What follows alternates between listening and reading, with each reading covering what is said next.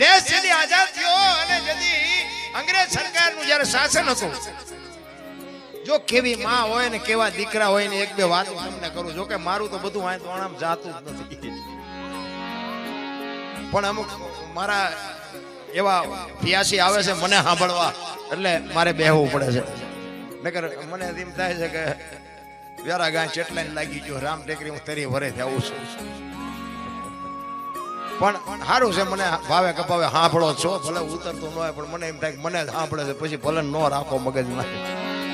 યા દેશ બાપુ જેથી આઝાદ થયો ને, દેશની આઝાદીની લડતમાં આપણા ઘડવૈયા અને અંગ્રેજ સરકારનું શાસનમાં જ્યારે યુદ્ધ થાય, બાજે ઓલો ઓલાન મારે, ઓલો ઓલાન મારે, એમાં એક લાલા લજપતરાય નામનો એક આપણો યુવાન અંગ્રેજ સરકારના શાસને બાપુ એક માથામાં લાકડી વાગી ગઈ મુઠભેડમાં, અને લાલા લજપતરાયનું અવસાન થયું, ભાઈ ગુજરી ગયું. અને ચારે બાજુ વાત ફેલાઈ ગઈ કે લાલા લજપતરાયનું અવસાન થઈ ગયું, કે અંગ્રેજ સરકારના વડાએ લાકડી મારી અને માથામાં લાકડી વાગી ગઈ અને લાલા લજપતરાય અવસાન થઈ ગયું. ચારે બાજુ ખબર પડી ગઈ, પોતાના લાલા લજપતરાયના સબને 2 દિવસ શ્રદ્ધાંજલિ આપવા માટે મરદાને રાખે છે. ચારે બાજુ ખબર પડી, બધાય એને શ્રદ્ધાંજલિ આપવા માટે આવે છે. આ વાત ઉડતી ઉડતી પંજાબમાં બાપુ ભગતસિંહના કાને પડી. ભગતસિંહને ખબર પડી કે લાલા લજપતરાયનું અવસાન થઈ ગયું, અને પંજાબમાંથી નીકળ્યો ભાઈ હો સિંહનો બચ્ચો. અહીંયા આવ્યા અને અહીંયા લાલા લજપતરાયને બાપુ શ્રદ્ધાંજલિ માટે રાખવામાં આવ્યા છે. ચારે બાજુ માણસોની ભીડ છે, વારાફરતી બધા જાય છે, શ્રદ્ધાંજલિ આપે છે. કોઈ શાલ ઓઢાડે, કોઈ અબીલ ગલાલ ચડાવે, કોઈ ફૂલ ચડાવે, કોઈ હાર ચડાવે, બધા વારાફરતી જાય છે. અને લાલા લજપતરાયને શ્રદ્ધાંજલિ આપવા માટે ભગતસિંહનો વારો આવ્યો ને ભાઈ.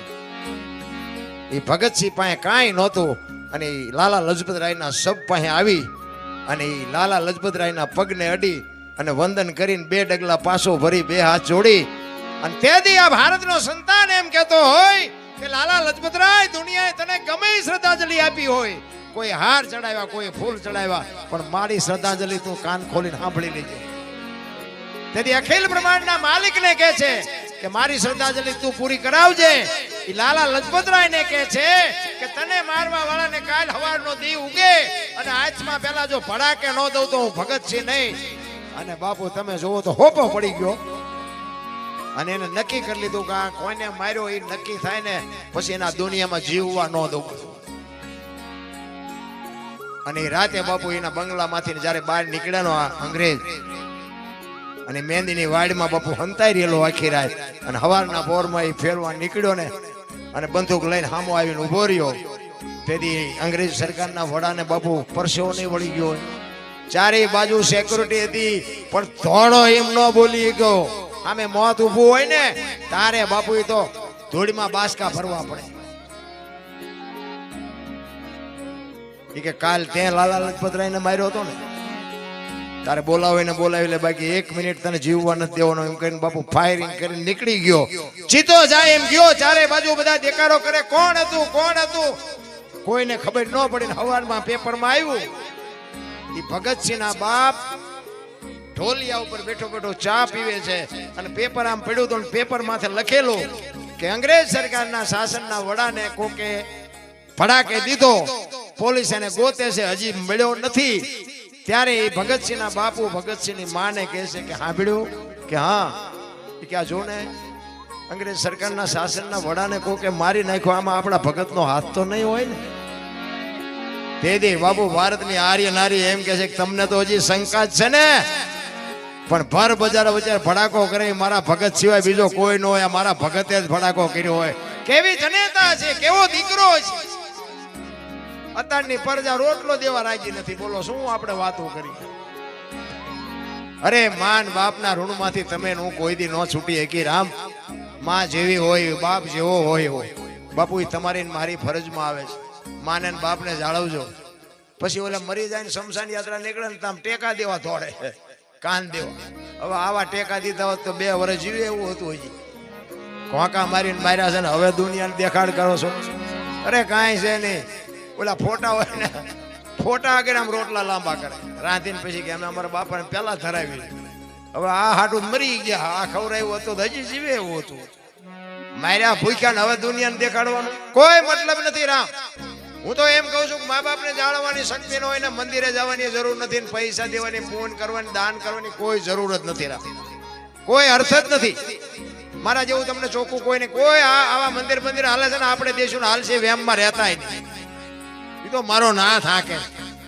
તમારે મારે બાપુ ખબર જ નથી. અમે ગાઈ છીએ, અમને નથી ખબર, તમને શું ખબર પડે? અમે ગમે ત્યારે ગમે એ જીકવી છે.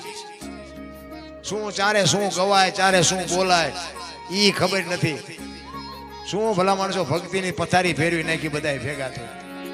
સો આપડા લઈ લઈને બેસી જવાનું ગમે ત્યારે, અને પાછા ફરમાઈશું દેવા વાળા દે ને પાછા ગમે ગાવાનું કે તમે કલાકારો શીખવા જ મળે. અરે આખી દુનિયા જોવે છે, ગમે ન ગવાય, પણ આ સમજણ જ નથી મારા બાપ.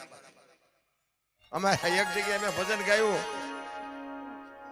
ભજન તો ગાયું તો અત્યારે યાદ નથી, પણ એનું નામાસણ મેં વાળ્યું કે ગુરુ પ્રતાપે જેઠીરામ બોલ્યા.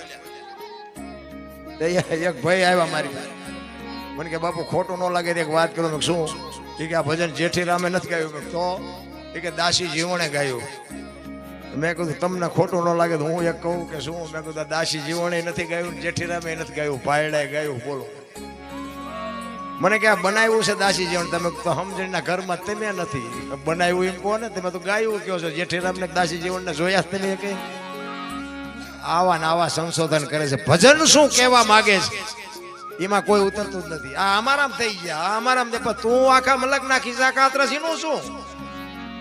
તું તો કઈક માણા થા. આપણે લગ્નમાં જાય તો નથી કહેતા ઉતારો હારો નહોતો, ખાવાનું હારું નહોતું, પાગરણ હારું નહોતું. તારા જોડા તો જો ડેડકા રાત રેવા થીગડા દીધા.